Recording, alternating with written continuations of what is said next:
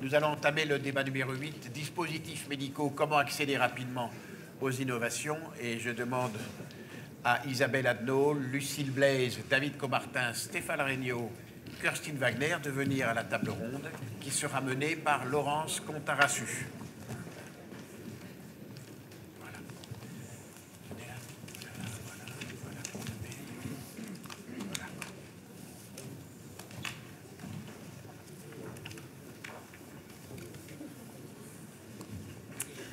Bonjour à tous, nous sommes heureux d'être avec vous aujourd'hui pour un sujet qui nous tient tous très à cœur autour de cette table. Dans les dispositifs médicaux, comment accéder rapidement aux innovations? Sujet que nous avons effleuré aussi hier. Alors je vais refaire un petit point de contexte parce que dans le cadre de ces innovations, quand on est industriel des dispositifs médicaux, où est-ce qu'on en est à ce jour? Eh bien, nos ministres, Agnès Buzyn, Gérard Darmanin et Bruno Le Maire, nous rappellent dans la lettre d'orientation qu'ils viennent d'envoyer au Comité économique des produits de santé, notre CEPS, tout ça en vue de la renégociation de l'accord cadre des dispositifs médicaux, leur attachement à la poursuite de la pratique de la négociation conventionnelle. Nous sommes un certain nombre d'industriels dans la salle et je pense que nous avons quelques sérieux doutes sur ce point. 3 grands principes d'action devront guider le CEPS dans le cadre donc, de cette négociation de l'accord cadre. L'accès aux traitements les plus innovants, sujet de ce jour, la maîtrise et l'efficience des produits de santé et l'attractivité du territoire.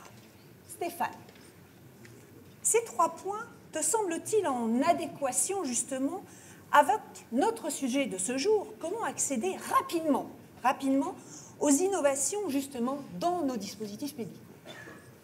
Alors oui, ces 3 points sont incontestablement en adéquation avec un accès rapide des innovations au marché. Le problème, c'est que sur ces 3 points, force est de constater qu'un des points embolise un petit peu les autres, la maîtrise des dépenses.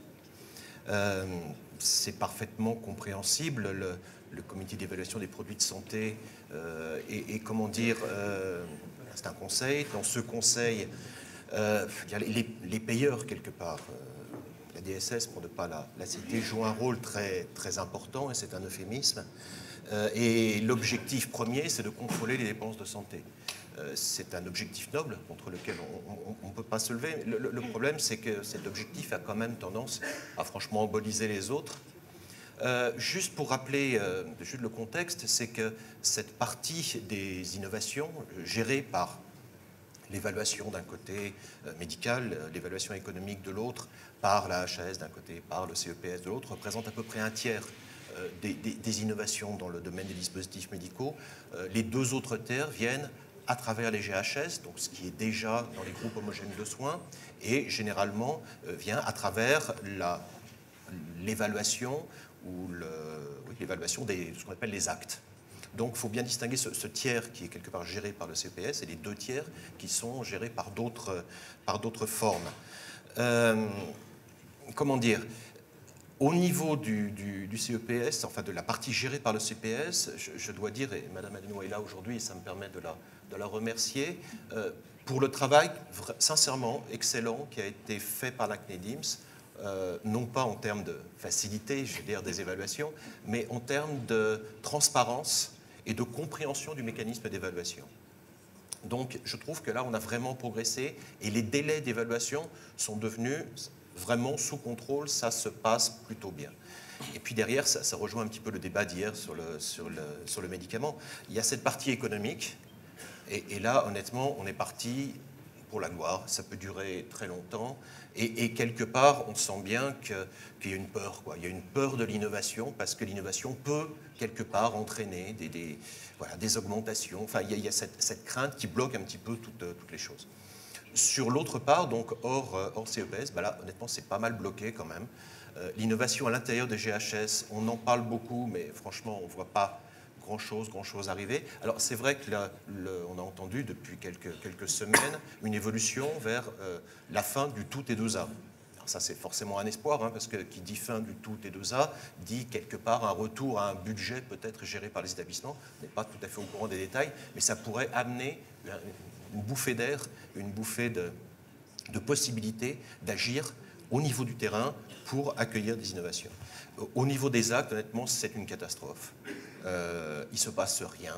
On prévoit qu'il va se passer quelque chose peut-être à la fin 2020.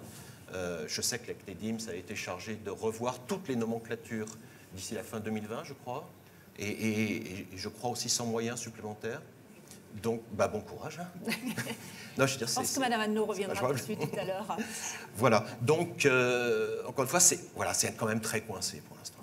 Tu es assez gentil, on a l'habitude en effet d'être ensemble au SNITEM, hein, une grande personne le savent. Tu n'as pas un peu l'impression, des fois quand même, on est un peu considéré comme la variable d'ajustement financier? Oui, faut dire dans nos entreprises, quand on cherche des économies, on va d'abord taper sur les fournisseurs. Voilà. Et... David, alors, investir pour innover, je suis sûre que ça te parle. Alors, j'espère qu'on n'est pas d'ailleurs considéré uniquement comme des fournisseurs. On pourra revenir sur cela. Investir pour innover, tu vas nous dire ce que ça veut dire pour toi. Je pense que tu vas pouvoir aussi nous parler d'études cliniques. Je pense qu'il est important aussi que tu nous rappelles que tu as été la première société à avoir la deuxième version de la mouture innovation, comme forfait innovation, comme je l'appelle. Est-ce que tu peux un peu nous raconter ta vie, justement? Est-ce que ça veut dire pour toi innover et innover rapidement? Alors pour nous, innover c'est crucial, puisque finalement comme start-up qui représente un petit peu le tissu qui fait 90% de la recherche appliquée en France, hein, pour continuer à lever de l'argent, il est essentiel d'avoir du chiffre d'affaires pour attirer les investisseurs. Alors, je crois qu'il y en a quelques-uns dans l'audience, je ne les ai pas encore tous rencontrés malheureusement, mais c'est ce qu'ils nous demandent. Une fois que vous avez le marquage CE, vous êtes dans ce qu'on appelle... Je rappelle, 50 millions, David prend moins, hein, puisqu'hier on a vu, il m'a dit je prends beaucoup moins. J'ai dit au Premier ministre, 10 ou 15 nous suffisent pour notre dernière indication. Mais donc, pour nous, voilà, c'est extrêmement important de choisir les marchés qui vont pouvoir démontrer à nos investisseurs que nous sommes capables de montrer un business. Et donc, nous avons choisi chez Thérakléon en 2014 3 marchés, l'Allemagne, les États-Unis et la France. Donc en Allemagne aujourd'hui, et je remercie encore Alric Luther au dîner, c'est notre premier marché, on a 50% de nos systèmes là-bas, on fait plus de 250 traitements remboursés sur la thyroïde et sur le fibroadénome du sein en Allemagne. On a 25% de couverture à travers des contrats d'assurance individuels. Ça se passe très bien avec les caisses d'assurance et avec le GBA, et on a discuté en très bonne intelligence depuis maintenant 4 ans. Aux États-Unis, on a commencé les mêmes démarches.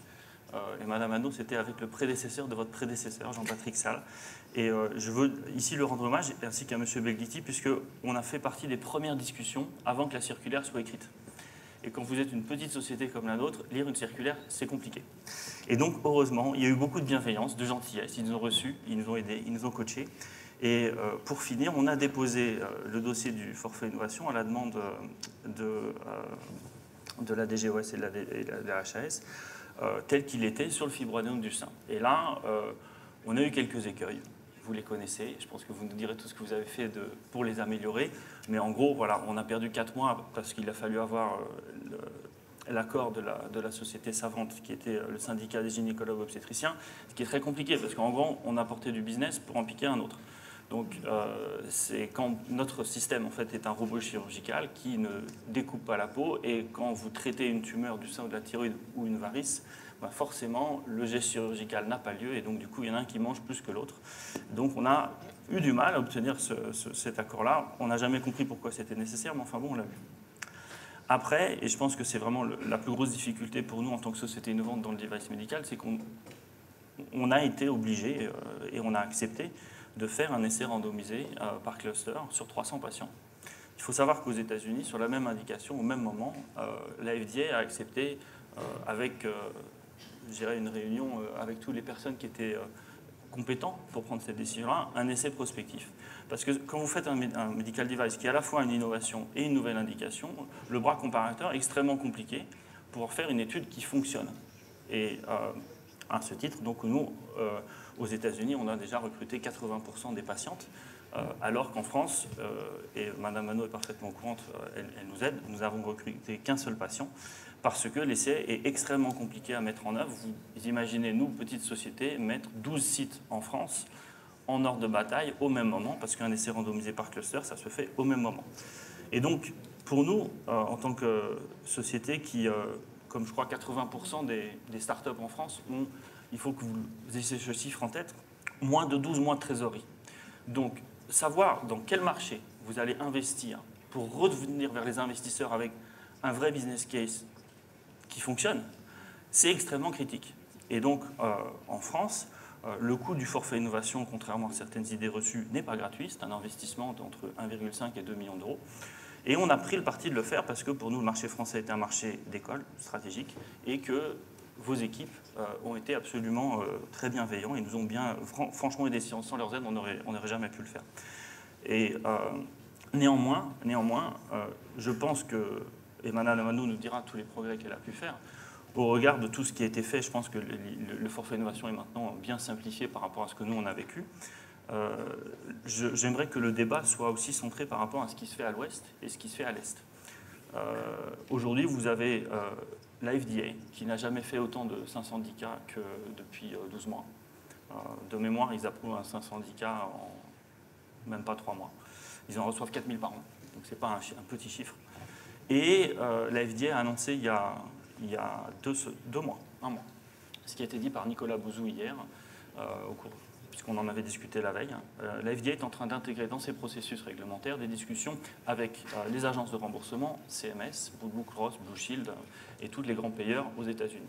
Et donc, ce qui est en train de se passer, en fait, c'est qu'aux États-Unis, non seulement la procédure, on va dire, est plus fluide, et elle est plus fluide surtout pour nous, les petites sociétés qui n'avons pas des dizaines de ressources pour travailler avec les agences réglementaires. Et bien, vous avez le plus grand marché du monde qui est en train de se simplifier et de s'ouvrir naturellement à toute l'innovation dans la santé. Et là, je dis attention danger. Attention danger, parce que déjà, tout l'argent est là-bas. Les fonds d'investissement sont là-bas. Notre société aurait une capitalisation boursière environ 10 fois ou 20 fois supérieure aux États-Unis. Et si l'accès au marché est extrêmement plus facile, et bien, toutes les sociétés comme la nôtre, qui sont dans l'innovation, pour lesquelles 90% du revenu est à l'étranger, on va tous déménager aux États-Unis. Et ce n'est pas quelque chose qui me fait sourire, croyez-moi. Donc, voilà l'enjeu du débat. Et je sais que vous y mettez tout votre cœur. Donc, dites-nous comment vous allez nous aider, s'il vous plaît.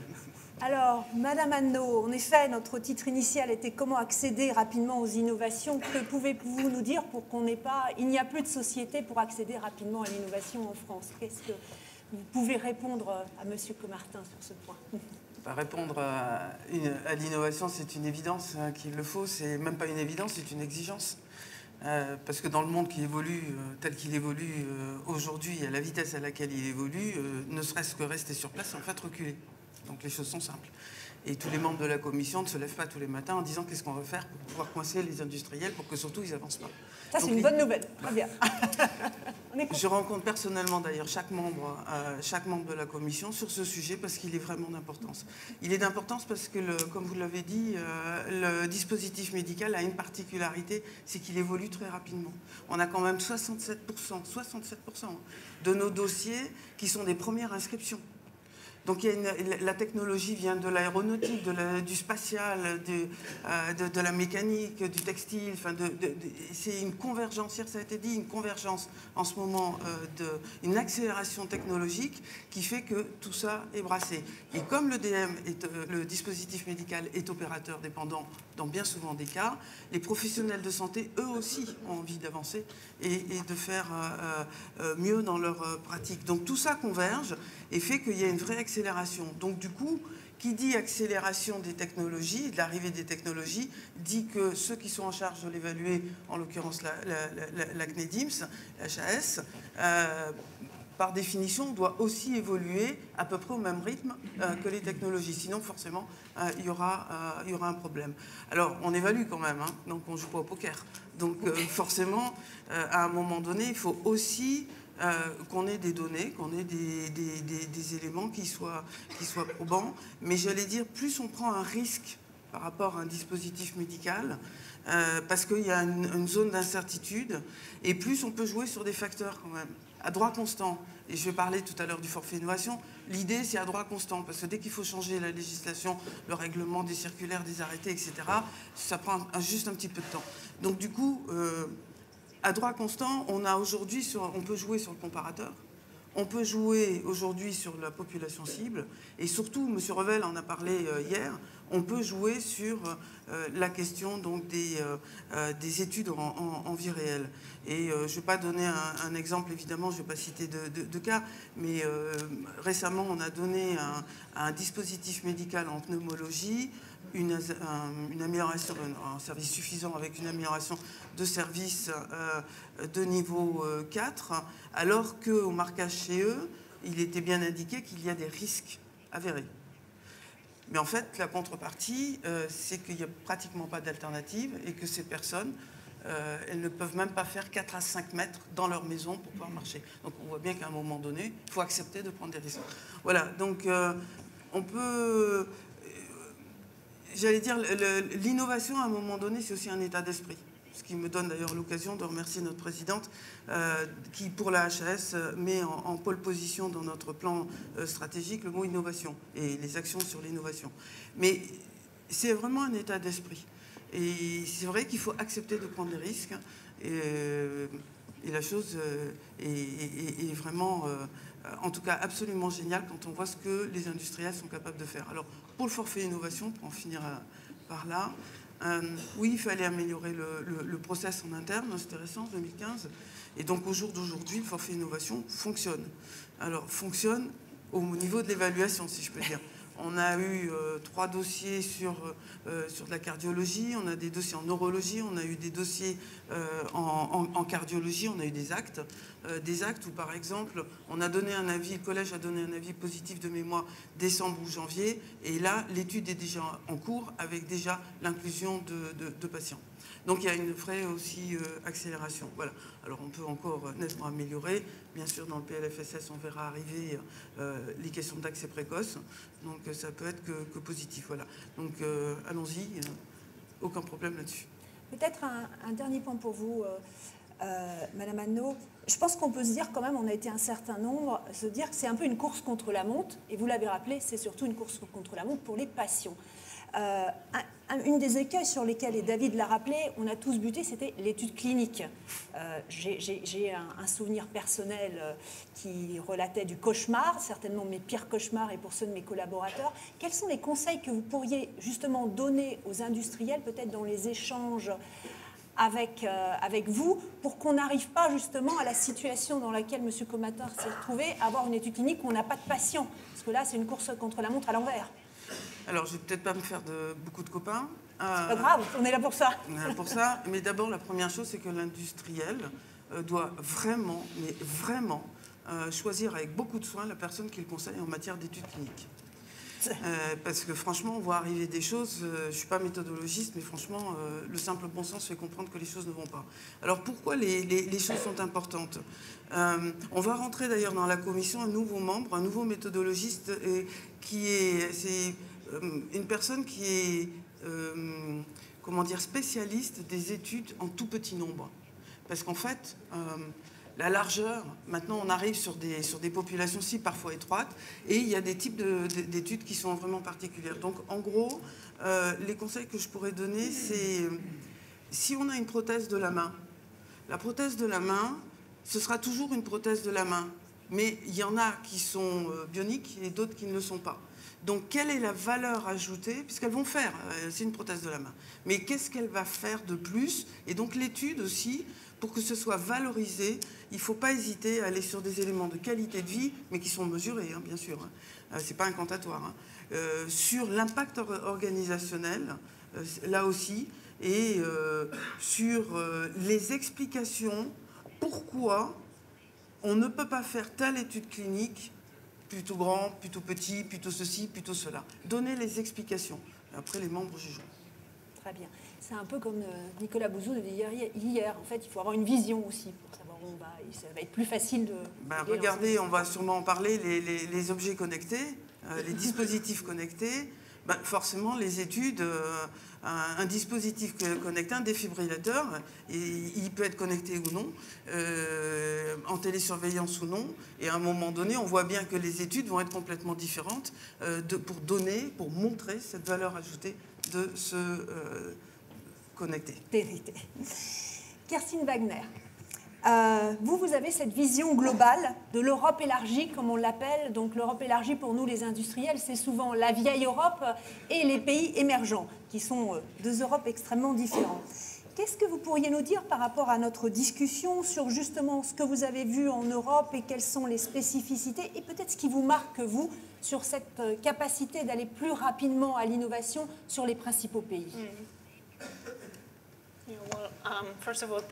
Merci de m'avoir invité à venir parler de ce qui nous concerne vraiment. Après avoir passé beaucoup de temps dans la R&D, j'ai commencé avec les biomarqueurs et c'est quelque chose qui m'importe beaucoup.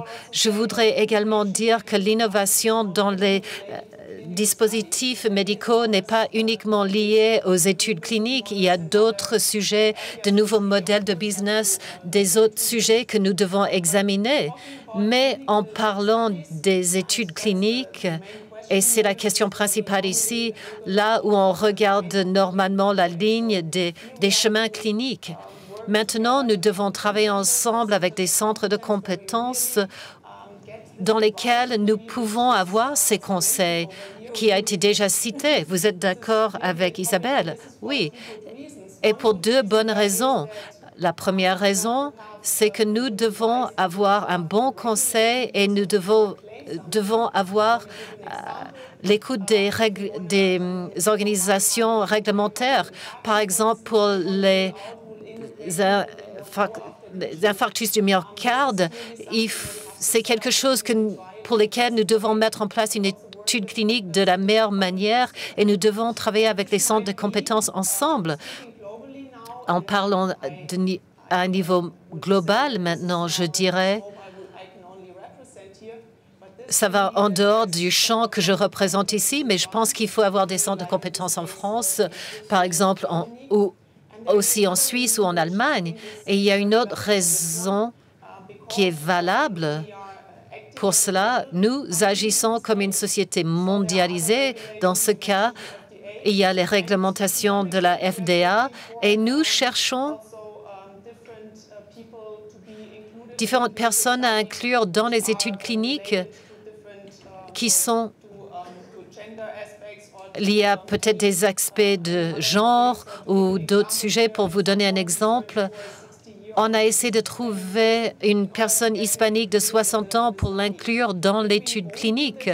Si on ne fait pas ça avec une bonne préparation, c'est clairement quelque chose qui va étendre le temps de l'innovation, le temps de développement de l'innovation. Lorsqu'on parle de l'Europe, et j'ai écouté ce qui a été dit hier aussi, nous avons des sujets qui peuvent rentrer dans une situation compliquée pour l'Europe. Une fois que l'étude a été faite, ça nous emmènera pas forcément à être une inclusion dans la ligne directrice, dans les guidelines, comme elle dit. Les lignes directrices ne sont pas une directive et par conséquent, nous devons aller voir les autres pays pour être sûr que ce soit inclus dans les lignes directrices. Et c'est une demande de la part des fournisseurs que ces types d'investissements, et c'est un vrai investissement pour les fournisseurs, ça doit être harmonisé. Et je suis tout à fait d'accord avec la déclaration qui a été dite. Investir veut dire qu'il faut une bonne compréhension du résultat. Il y a beaucoup de risques cliniques associés liés aux résultats pour les patients et nous voulons atteindre les meilleurs résultats, mais également des aspects financiers à prendre en compte. De votre point de vue, quel est le meilleur pays européen pour développer un produit innovant? Je ne peux pas le dire. On y reviendra. Lucille, Qui dit innovation dans le DM, hier on l'a vu, ça ne peut pas passer sans digital. On a quasiment du digital pour l'ensemble des dispositifs médicaux. Tu es considérée dans notre milieu comme une des spécialistes. C'est quoi pour toi les barrières quelque part à l'entrée de l'innovation dans ces technologies qui mixent dispositifs médicaux et digital? Donc pour moi, il y a 3 barrières. Mais je vais commencer par juste dire en introduction que dans ce domaine-là, l'Allemagne n'est pas du tout en avance par rapport à la France. Voilà, pour commencer. C'est une réponse. Et qu'au contraire, je pense que la France a encore les possibilités de prendre le lead dans ce domaine, même s'il y a quelques exceptions européennes. Il n'empêche qu'au niveau du Digital Health, il y a une volonté européenne, mais que dans tous les cas, il n'y a rien réellement de développé et d'avancé. Et j'espère que là, on pourra prendre le lead. Donc pour revenir au... Donc c'est un message, soyons courageux sur le Digital Health. Oui. Ouais. Voilà. Et ça, on va accélérer. Oui. En tout cas, nous, on a la volonté pour le faire. Donc les barrières. La première barrière, elle est sur la valorisation des données en vie réelle. Vous venez d'en parler. Le dispositif médical qui collecte de la donnée, qui agit pour la santé digitale, a une opportunité extraordinaire, c'est qu'il collecte au fil de l'eau des données d'efficacité, mais aussi des données de qualité de vie. Et éventuellement, on pourrait vraiment imaginer un écosystème de collecte de données en vie réelle, un gisement extrêmement riche. Et ça sous-entend qu'il faut arriver à trouver un moyen de valoriser cette donnée et ne pas attendre que toutes les expérimentations soient achevées au bout de 5 ans pour finalement considérer qu'un dispositif qui est maintenant obsolète peut éventuellement mériter de rentrer sur le marché. Donc ça, c'est la première chose. Et la deuxième barrière, elle est qu'en fin de compte, le digital a un impact organisationnel majeur et qu'il n'y a aujourd'hui pas réellement d'outils pour mesurer et évaluer ces impacts organisationnels. Et là, il faut vraiment qu'on soit créatif et j'espère aussi donc impliquer les industriels en amont, parce que quand on développe du digital, quand on développe du numérique, quand on développe des plateformes d'interopérabilité, je pense que ça peut avoir un attrait pour des modèles organisationnels et donc ça nécessite d'avoir une réflexion sur l'évaluation de ces dispositifs. Et la troisième barrière, c'est qu'en fin de compte, comme le digital va beaucoup plus vite que nous, qu'il avance sans cesse, il faut arriver à trouver un moyen d'avoir une évaluation, je dirais, au fil de l'eau. Quand on est dans du logiciel, si on amène une amélioration à son logiciel et qu'on est vraiment dans du développement agile, puisque c'est le terme qu'on utilise aujourd'hui, ça veut dire que si à chaque fois qu'on apporte une amélioration, on doit repasser par la case départ, on n'avancera pas.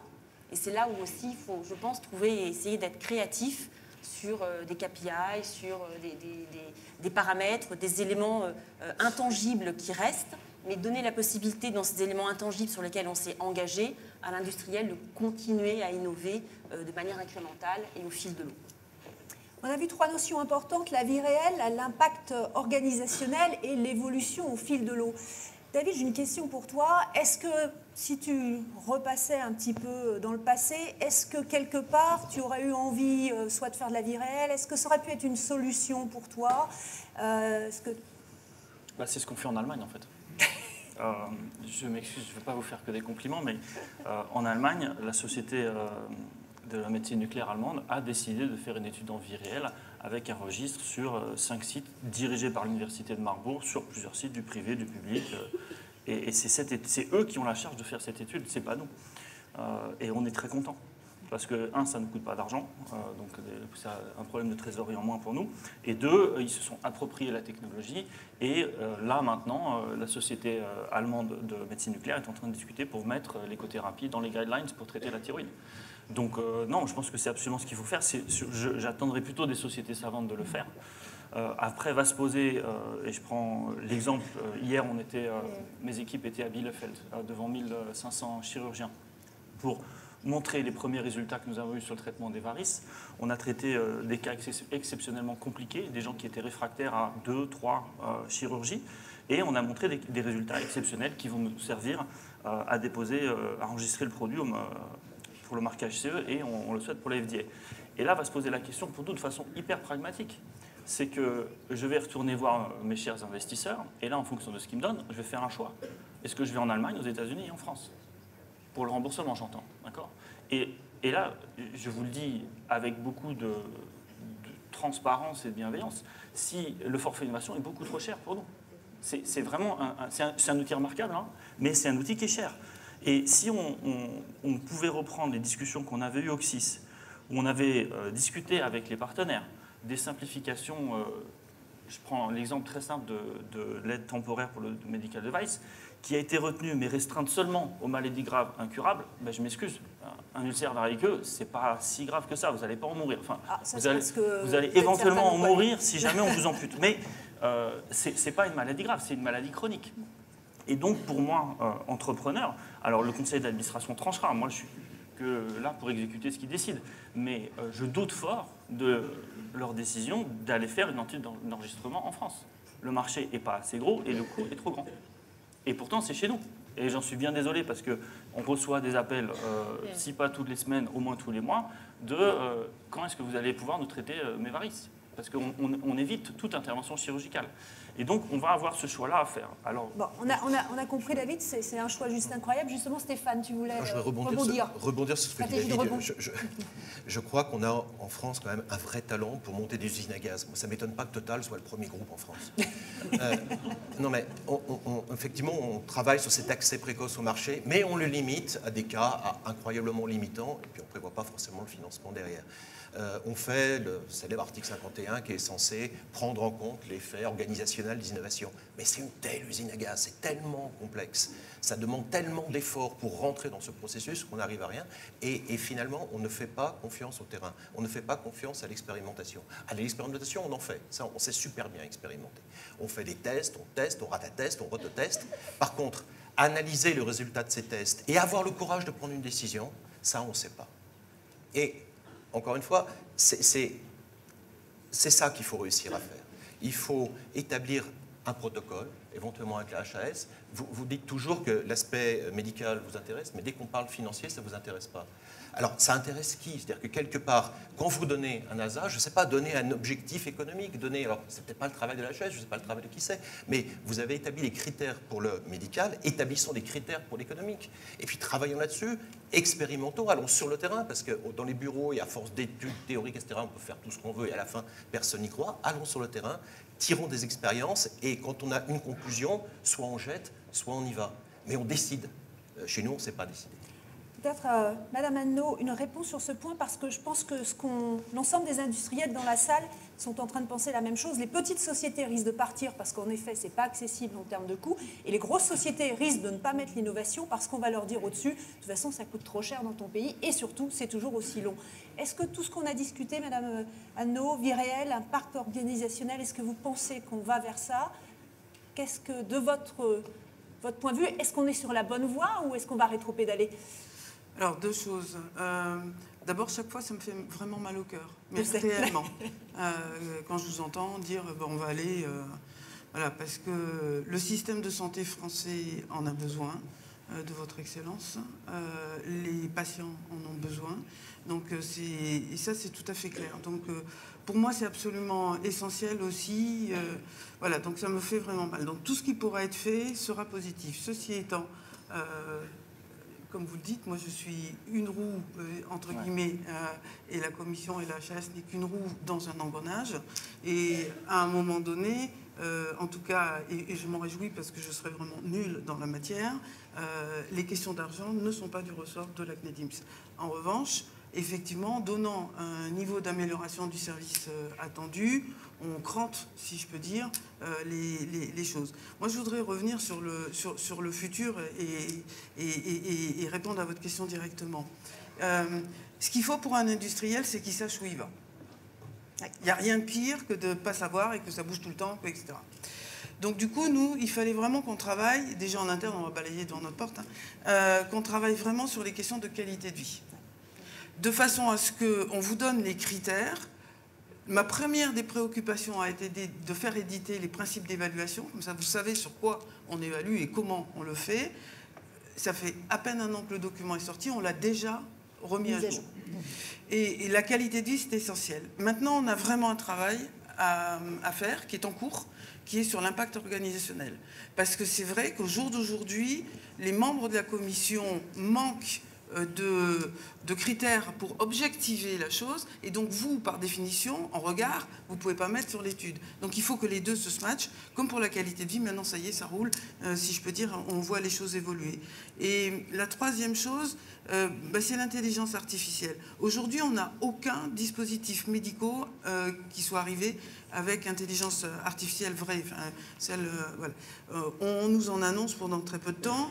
Comme vous le savez, il y a des travaux qui, depuis 1 an, sont en cours à la HAS justement pour ça. Parce qu'en fait, c'est quand même une métrologie qui est particulière, puisqu'il va falloir comment dire, évaluer quelque chose qui bouge tout le temps. Et ce qu'il faut, in fine, c'est qu'on arrive à ce qu'il n'y ait pas à mesurer s'il y a une déviation quelque part ou une décision erronée quelque part. Je pense typiquement dans le monde du diabète, et on est à peu près sûr que les choses vont arriver très très rapidement pour prévoir et anticiper les hypos, les hyperglycémies, j'en passe et des meilleurs. Donc voilà. Donc du coup, c'est ces choses-là sur lesquelles il faut avancer. Et en tout cas, tout ce qu'on pourra mettre comme poids à l'HAS pour essayer de faire avancer, on le mettra très clairement.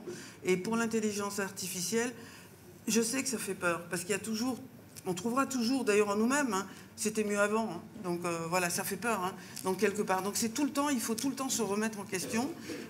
Évidemment, il y a des enjeux éthiques, juridiques, de ressources humaines. Tout à l'heure, on en parlait, hein, il y a des métiers qui vont évoluer, de formation, de tout ce que l'on veut. Mais n'empêche, il faut y aller, parce que sinon, on sera dépassé, puis d'autres feront à notre place. Voilà. Alors là, tout ce qu'on vient de discuter, et il nous reste maintenant un peu plus de 12 minutes, je crois qu'on l'a redit depuis hier, hein, du bon sens, de la rapidité, travailler ensemble. Je pense que si on n'arrive pas à travailler ensemble, le temps long qu'on a connu, il va encore s'agrandir. Et là, on est en train de parler d'accélérer. Moi, il y a, Kerstin, quelque chose qui m'a fait bondir quand j'ai lu ce texte, justement, de la lettre d'orientation ministérielle. Alors voilà ce qu'ils nous disent. Sur les dispositifs médicaux, l'action du comité reposera sur les principes établis pour le médicament. Et là, je sais que ça fait bondir aussi tous les industriels du dispositif médical, sauf dans le cas où il ne serait pas directement transposable. Kerstin, dans le cas, vous, en tant que, j'allais dire, medtech, qu'est-ce que ça vous fait quand on compare le médicament au dispositif médical? Qu'est-ce que vous avez à nous dire, d'un point de vue plus européen? Eh bien, premièrement, quels sont les aspects communs? Ce n'est pas comme cela que la législation fonctionne. Il faut travailler sur les différences, il faut les décrire clairement. Donc, comme je l'ai déjà dit, cela concerne le fonctionnement. Les dispositifs médicaux ne sont pas des agents chimiques. Et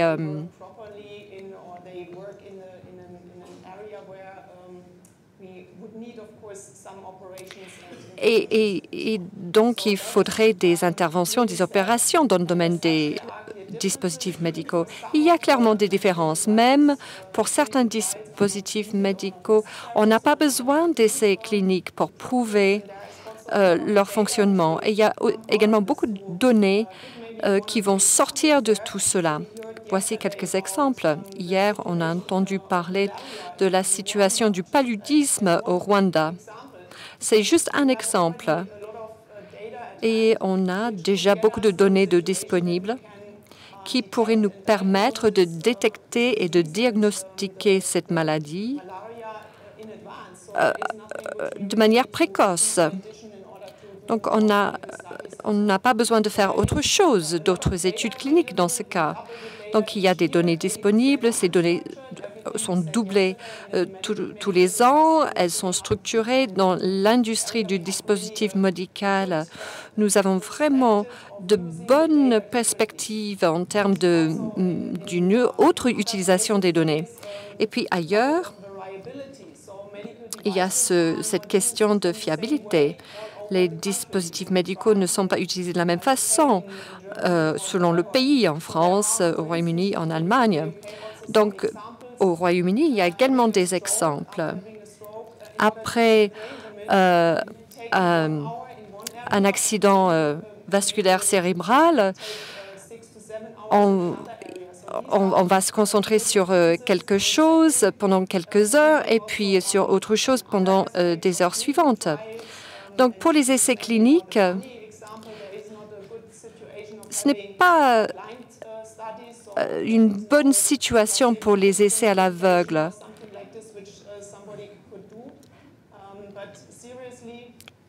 Sérieusement, je pense qu'il y a beaucoup de différences et ces différences doivent être rendues visibles.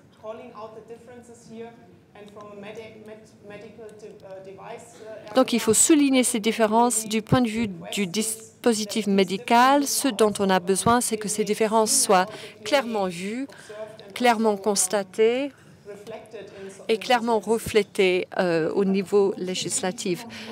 Il faut appeler un chat, c'est d'une imbécilité sans nom, cette phrase. Non, mais c'est vrai, on parle de, je sais pas, de transport maritime et de transport aérien, on dit que tout ça, c'est du transport, et on rend obligatoire le train d'atterrissage sur les bateaux. C'est du même ordre. C'est une bêtise sans nom. Peut-être, alors ça c'était sur la différence entre le médicament et le dispositif médical.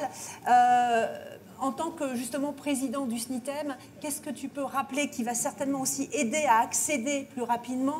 C'est l'impact justement sur l'organisation de la santé et du coup l'objectif qu'on a tous ensemble.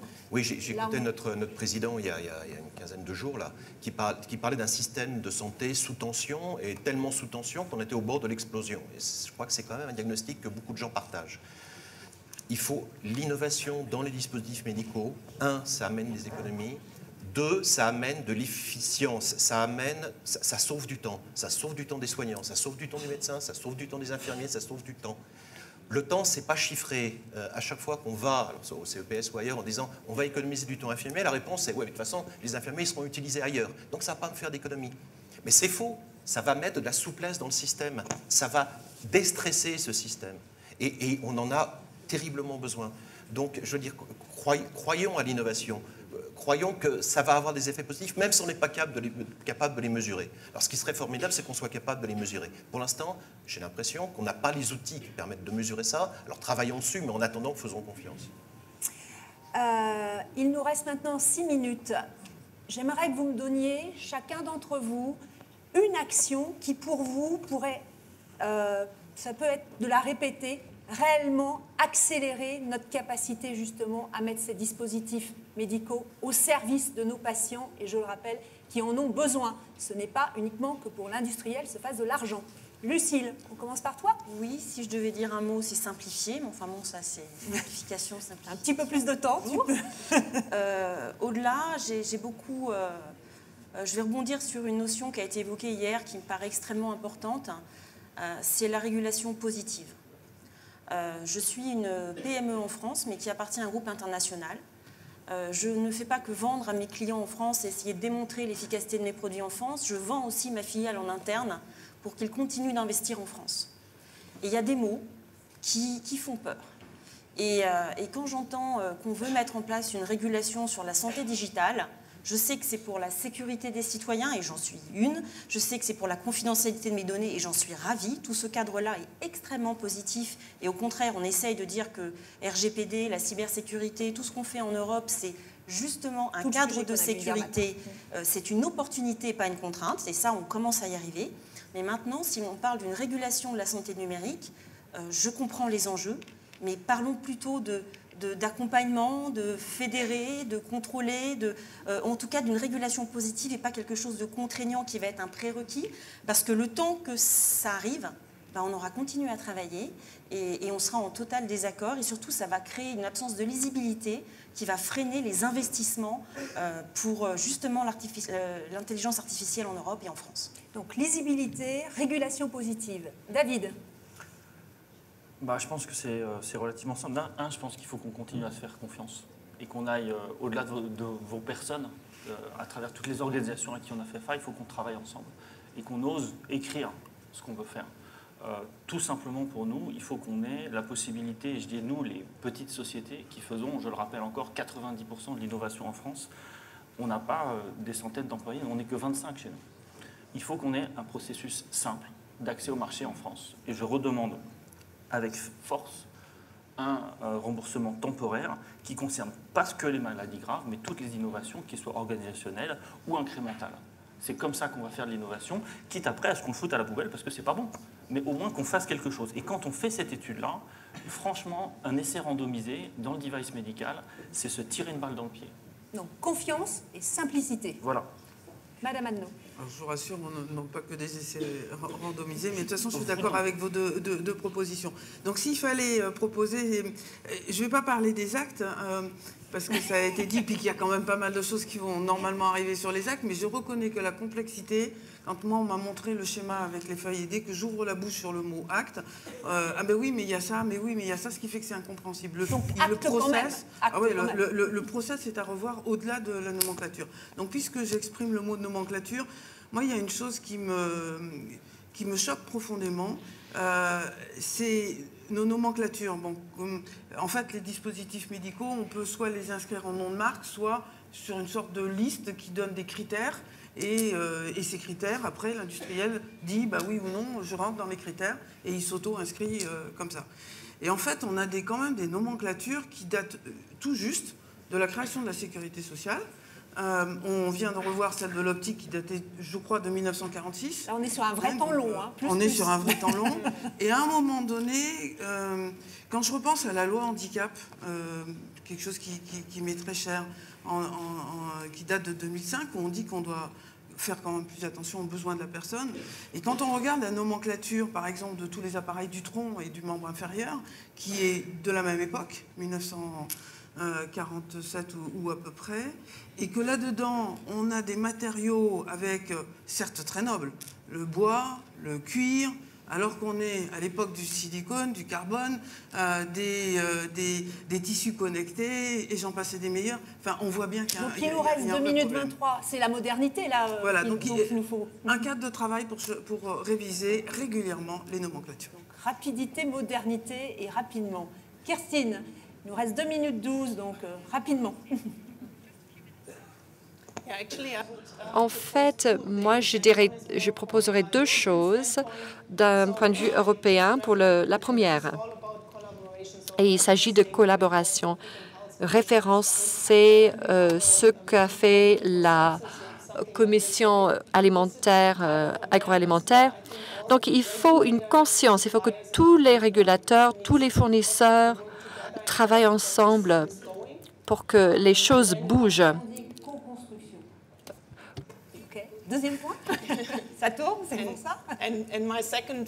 Et mon deuxième point, c'est d'un point de vue d'entreprise. On doit associer la stratégie pour accélérer les actions des entreprises start-up pour qu'elles deviennent plus agiles. Il faudrait également se pencher sur la question du financement.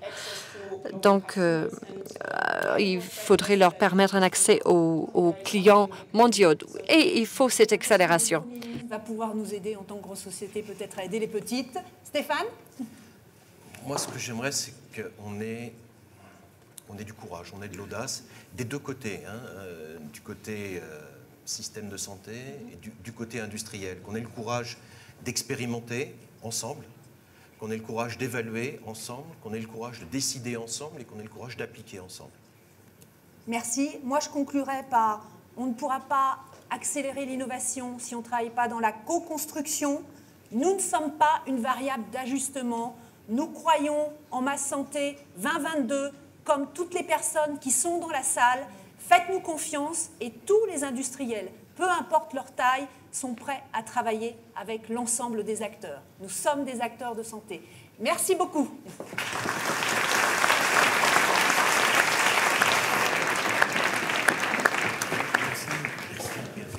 Merci beaucoup. C'est la pause maintenant. Merci beaucoup. Juste une information pour celles et ceux qui ont des chargeurs de portable, de penser à les remettre. Merci.